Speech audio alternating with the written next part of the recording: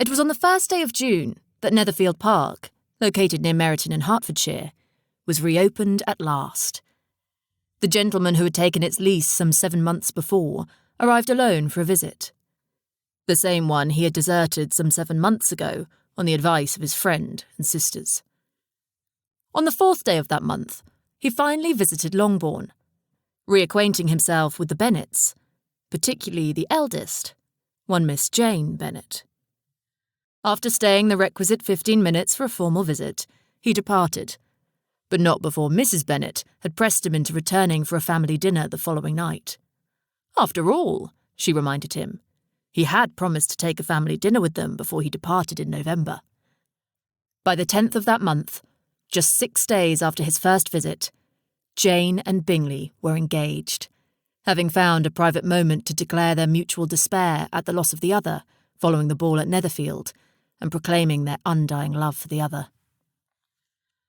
As soon as Mr. Bennet's approval had been sought and given for the engagement, letters began to be written and sent to family and friends, nearly all of them legible, despite their haste in being written, apprising them of the wedding date some 2 months hence, the 20th day of August.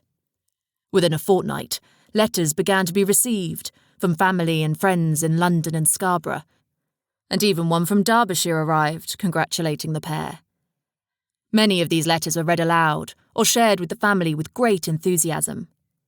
For her part, Elizabeth, Jane's younger sister, had relished reading his words of congratulations, and had surreptitiously run her finger over the words in the letter written in a familiar hand when Bingley had handed it to her to read. Although he did express his sincere congratulations to the couple, Bingley's greatest friend, Fitzwilliam Darcy of Pemberley in Derbyshire, had declined the request he stand up with his friend. He cited business matters, which had already been scheduled in the north at the same time as the ceremony, as his reason for not attending, ensuring Bingley would reorganise his plans if he could, but expressed that these arrangements had been in place for some time and could not be altered.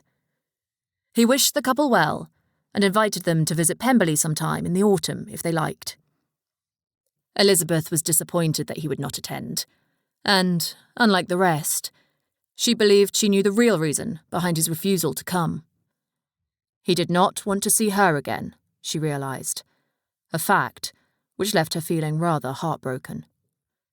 Although she had soundly refused the offer of his hand only 2 months ago, she now realised that she missed him terribly. When the news had reached Longbourn that Bingley had returned, she had hoped that he would as well. She was not entirely certain what she felt for him yet, but she had begun to think she could fall in love with him.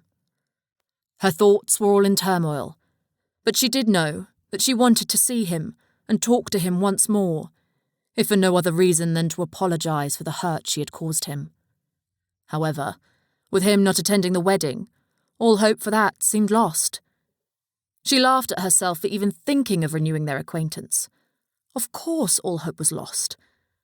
What man would offer marriage to a woman a second time after being so vehemently rejected the first time? No, Darcy would not be returning, and certainly would not be offering for her again. Of that she could be sure, especially given how hard he had fought against offering for her in the first place. Over the next few days, she took long walks to Oakham Mount to sort out her tumultuous feelings regarding the man. One of those mornings, she took her journal with her and sat for several hours as she attempted to write out what she was thinking and feeling. For whatever reason, she decided to write her thoughts down in a letter addressed to Mr. Darcy. My dear Mr. Darcy, for I am afraid that you have become very dear to me, despite my proclaiming you the last man in the world I could be prevailed upon to marry. Instead, in these last months, I have begun to think of you as the only man in the world I could imagine myself marrying. It is maddening, sir, that after so soundly rejecting you, and then having all my errors in judgment pointed out to me so clearly, that I cannot seem to forget about you now. I wish you had come with Mr. Bingley, although I know you did not because you never wished to see me again. How I wish I had been more moderate in my refusal, so we could have at least met again as friends, or perhaps as acquaintances, Although I think that seeing you again, and knowing that I have lost your love, would be nearly as painful as missing you.